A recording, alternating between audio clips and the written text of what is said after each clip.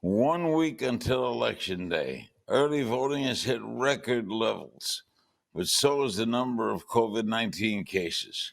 Pollster and political consultant, good friend Frank Luntz, is here to assess the home stretch of this Trump-Biden contest.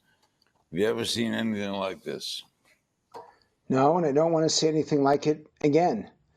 The truth is, I'm heading tonight to see the Game 6 of the World Series because I just need to clear my head. And I know that that's not a great strategy with exactly 1 week to go before the election, but just maybe a little bit of baseball will give me a way to get through the next 7 days. What happened this guy? You ever hear anything concrete debated? The problem is that both candidates are being rewarded for not being specific. Both candidates are being rewarded for not being detailed. That Donald Trump still does not have a clear COVID plan because he keeps denying its significance. And Joe Biden will not tell voters what he's going to do with the Supreme Court or the filibuster because he knows it'll alienate either his base or swing voters. And so both candidates are being rewarded for doing this. And the American people, instead of getting the details and the facts and the substance, the American people are just getting platitudes and ugly campaign ads and a debate that was a little bit better than the first one, but still not as affirming as we have the right to expect. How does that affect a pollster? Well, I've now said, and I'm prepared to acknowledge it on your show, that if the pollsters get it wrong this time, they're done. The industry is done. The profession is done. That they were so clear in proclaiming Hillary Clinton the winner in 2016 and they were wrong. And now they're doing the same thing with Joe Biden in 2020. If Donald Trump can come back and confound the experts, the polling profession is finished as a profession. And what are your pollsters telling you? They're telling me now that the undecideds tend to be Trump voters who like what he's done but don't like how he did it. They like his agenda, but they don't really like him. Versus a Joe Biden who they like very much. They've become accustomed to him and very positive in reaction to him as a person, but not so positive to his agenda, which they're not sure that they know. And so the Trump people seem to be coming back. And basically, those last undecideds are splitting off based on 2016 vote and based on their own partisan leanings. What that means is a slightly closer election, and we've seen that over the last 96 hours, but only slightly closer. The margins against Trump right now are significant, and I don't see how they're overcome. We hit our highest 7-day average coronavirus cases since the pandemic began. Trump continued to assert the country is rounding the corner. Do you see that?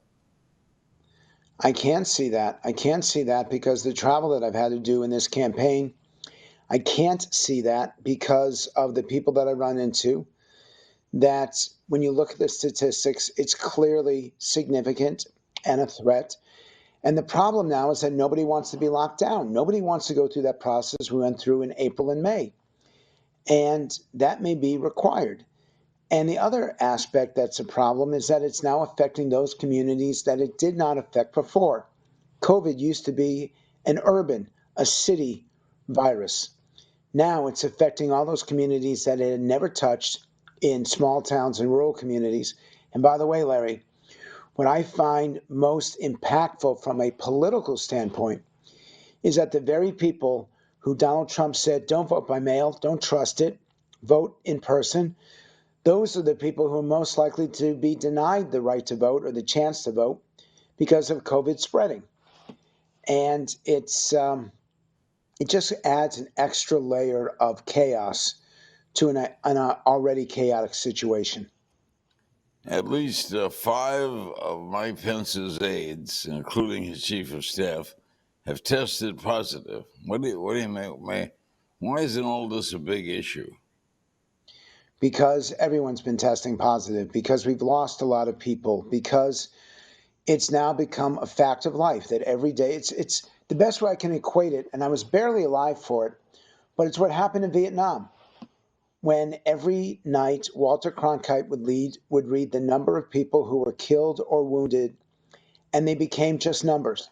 We heard it and saw it every day, and it stopped having an impact on us. I think the same thing is happening right now with COVID, but I take it seriously because the numbers are just so significant. If Trump loses, we assume it's because of COVID. Yes, much as what you and I talked about before we went on the air, much as Herbert Hoover was the Great Depression, was the loss because of that event. We're going to say the same thing. And in fact, I'd say to you, I'm prepared to say now, having watched the two debates and where we are as a country, that Donald Trump actually would have probably won re-election if COVID had not happened, because it affected not just the virus, not just healthcare, but the economy and jobs and government spending and taxes and the debt. And I think that it also led to one of the reasons why we had such significant social unrest earlier this year, is that people were frustrated and they were angry being held up, being locked up, and that was part of a reaction to what was happening to them. None of this would have happened if COVID had not happened. And so I understand why Donald Trump hates the Chinese government so much, because if they'd been just a little bit more honest and a little bit more forthcoming, Trump may be looking at 4 more years. How come he never got his arms around it? I don't think he ever believed it. I think in the end, he thought that it was a myth, that he was told by the Chinese government that it wasn't a big deal, that he was informed that it was all under control. And then when he realized that that's just not true, it was too late. He was already mired in what was happening. And this is not an easy thing for a country like ours to deal with. If you're a totalitarian or authoritarian government, you can lock people up in their homes easily. It's what you do every day, politically or economically. This country was experiencing the strongest economy in 50 years. This country was experiencing real job growth and wage growth. And then when all that went to hell, people were really pissed off about it. And they didn't want to stay at home.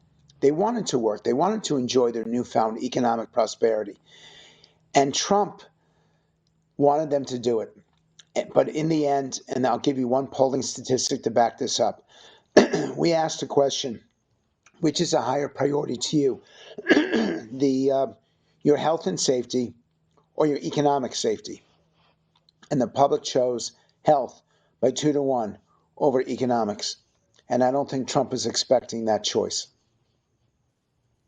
Did he have the wrong people around him? How could he miss? No, he didn't have the wrong people around him. I think Dr. Fauci's done an outstanding job. I think his staff has done an outstanding job.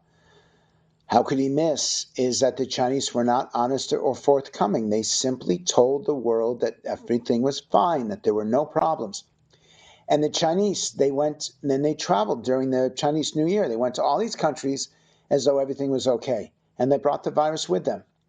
It's funny or ironic that they couldn't go to China, but they went across the globe. And right now I'm getting reports that the Chinese economy is back on track, that their growth rate is now exceeding 5% at the same time that we are still in deep trouble. Not that they meant to do this. Not that this was premeditated. I do not say that at all. But China has economically benefited from this. They've been responsible for the deaths of over 1 million people. And one has to wonder whether there'll be any response from those countries who have faced this. Look, we're all in this together, whether it's climate change or COVID or any of these issues that are global in scope. We're all in this together. And it may surprise you to hear it from me. But I really do accept that we've become an interconnected world, and we just need to be honest with each other, empathetic with each other, sympathetic with each other. And we have failed in that nature. We failed on the global scale, and we failed on the local scale. That's not the kind of guy Trump is, right? You're correct. Trump is not farsighted. But he's also a very strong individual and willing to speak truth to power. Trump is not afraid of the New York Times. He's not afraid of the leaders of China.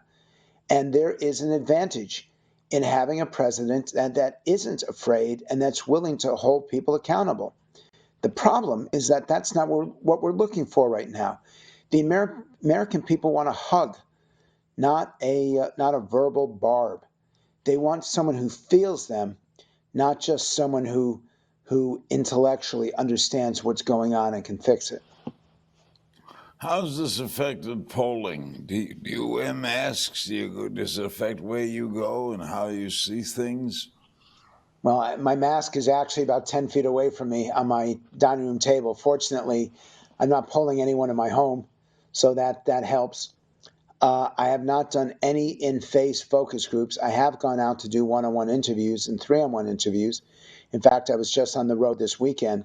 I've been on the road now almost straight for the last 2 months, and like you, I went through a health scare for a while, and I have to be careful. That said, I need to keep listening and learning from the public. Understanding where they stand is really essential. And it's never been more essential than now to try to be able to explain both the hopes that people have, hopes and dreams, and to be able to explain their fear and anxiety. And Larry, let me just answer one more question that you didn't ask. I wanted to know what the phrase was and the word was to best describe the American election. So we asked people, we gave them a number of different choices. The number one word is exhaustion. People are just exhausted by what we've been through for the last year. And the number one phrase that they said best represented their point of view about the election overall: I am so tired of being so tired. And I get it. I feel the same way.